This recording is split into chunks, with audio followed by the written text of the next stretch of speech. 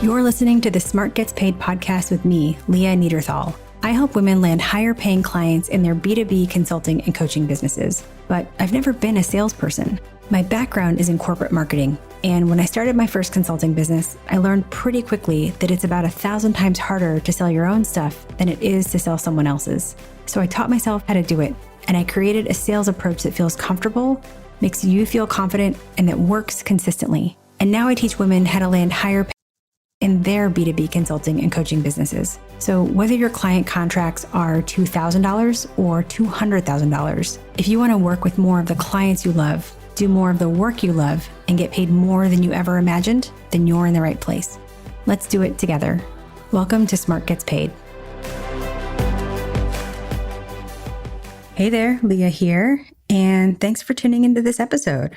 I hope that wherever you are and wherever you're listening to this, you're having a great week and making some great progress in your business and also taking some time for yourself. So I'm still thinking about the previous episode that we did a couple weeks ago. That was episode 28 about the confidence to show up.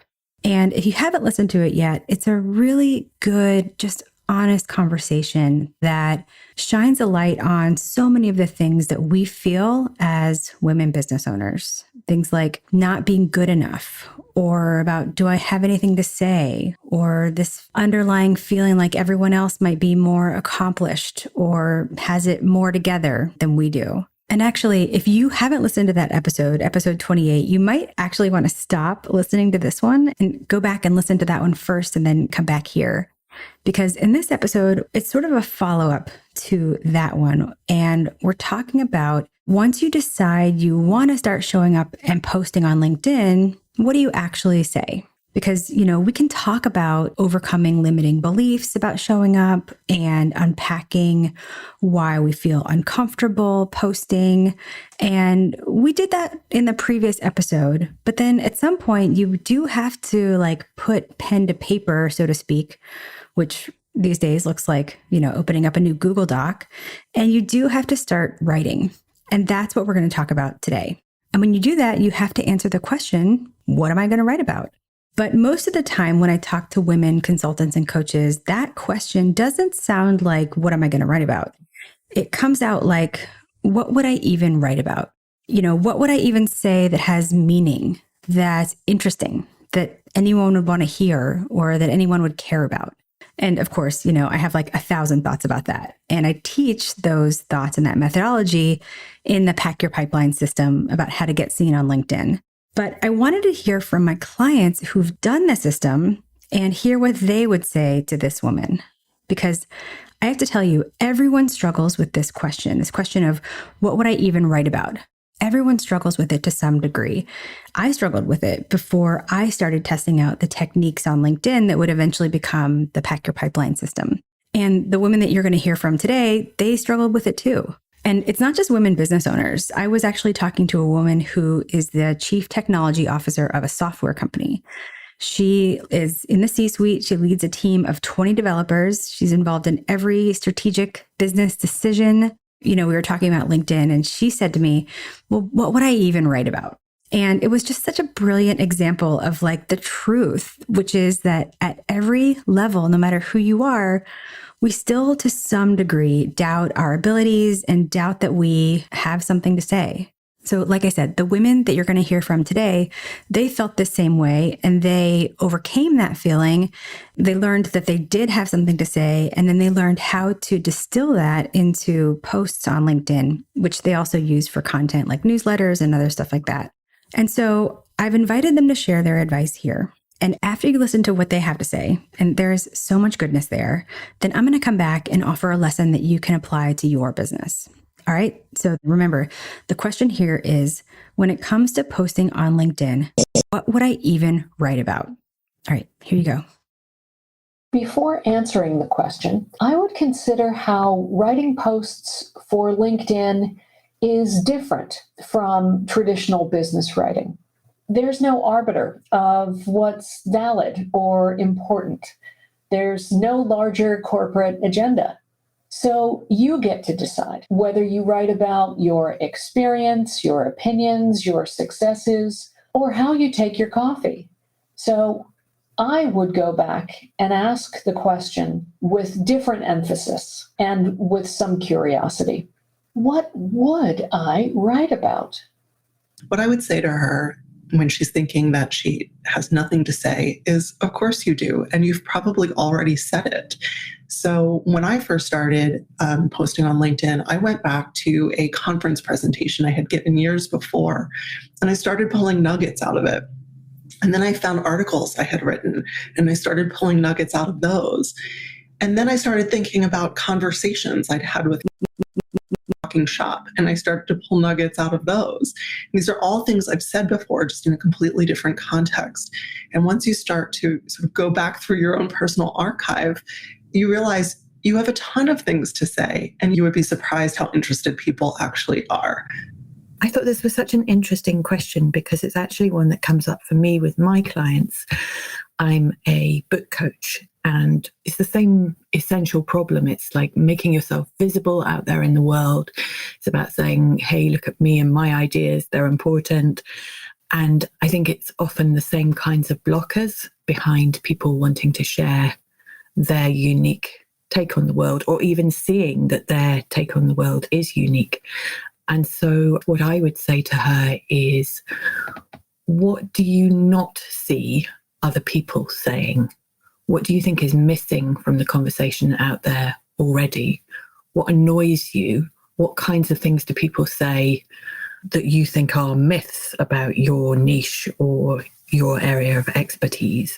Because often that's where, in my case, the book idea is buried, but also it's the sort of really interesting kinds of content that will really stand out on LinkedIn. And I know before I did PYP, I thought of LinkedIn as too kind of corporate for the kinds of things I wanted to talk about, but I found out that it wasn't, and that my content stood out to some extent because it was less corporate. What I would say to this person is the genius, your expertise to you is just the wallpaper. It's the air you live and breathe. It's the water you swim in. So to you, it just seems like, yeah, obvious, of course. You know, who would care to read about that? But the truth is, even the smallest insight and the little story that you tell could have a huge impact on somebody else, because it's not their wallpaper. It's not the air they live and breathe.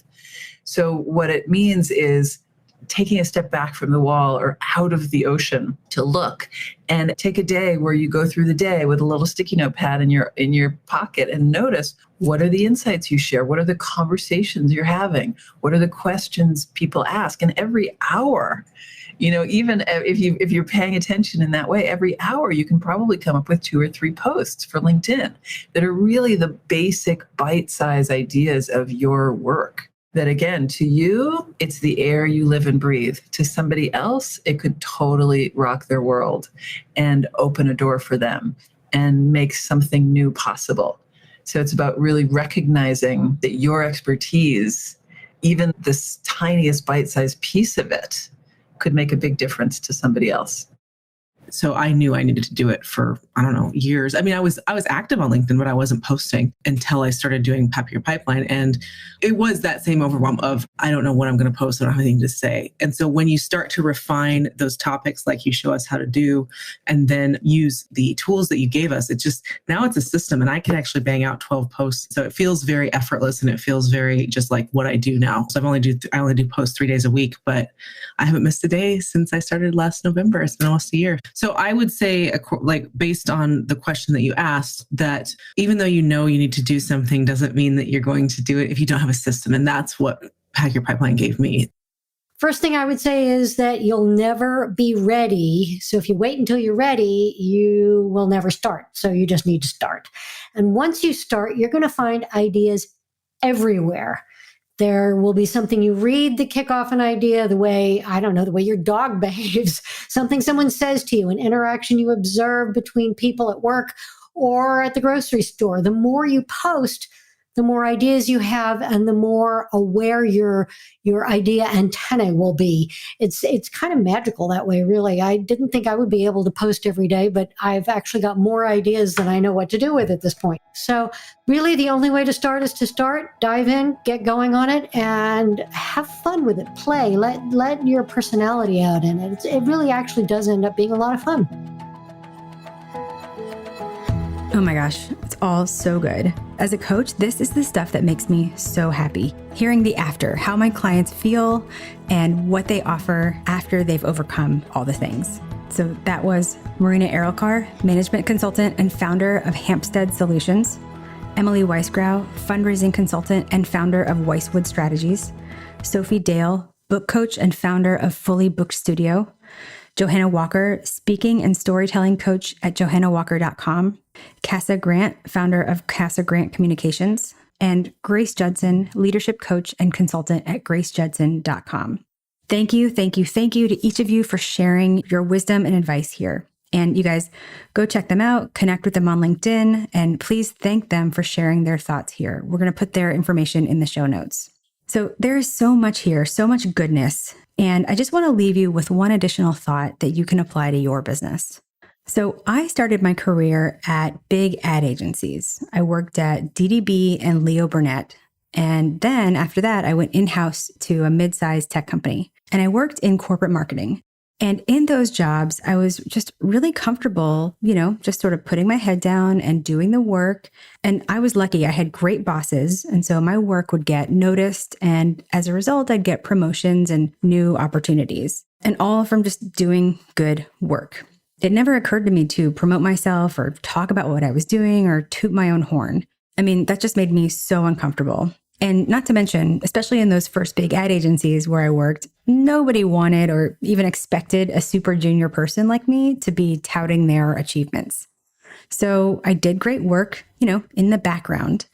And I talked to a lot of women who spent their careers doing the same thing. And there's a lot written about how women tend to do this. We tend to sort of put our heads down, do great work, and expect or hope that it gets us, promotions and achievements. And it does sometimes, but, in reality, we're often surpassed by men or other employees who can tout their own accomplishments. But anyway, this is the way so many of us feel comfortable, working in the background.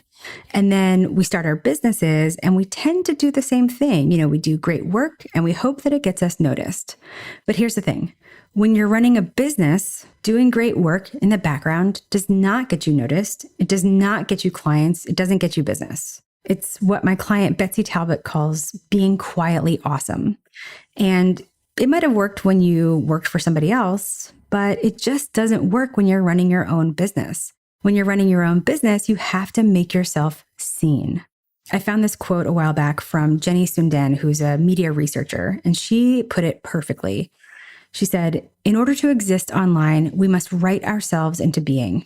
So if you're not writing, or, maybe you like video, if you're not doing something to write yourself into being, the truth of the internet is that you just don't exist online and your business doesn't exist online. And I know that sounds super harsh, but it's true. And if you don't exist online, and if your business doesn't exist online, then you can't be found by the clients who need what you do and who want to work with you.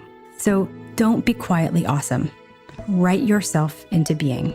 And if you want help and a system and tools, check out smartgetspaid.com and set up a call with a member of my team, and we'll help you figure out if one of our programs is a good fit for you.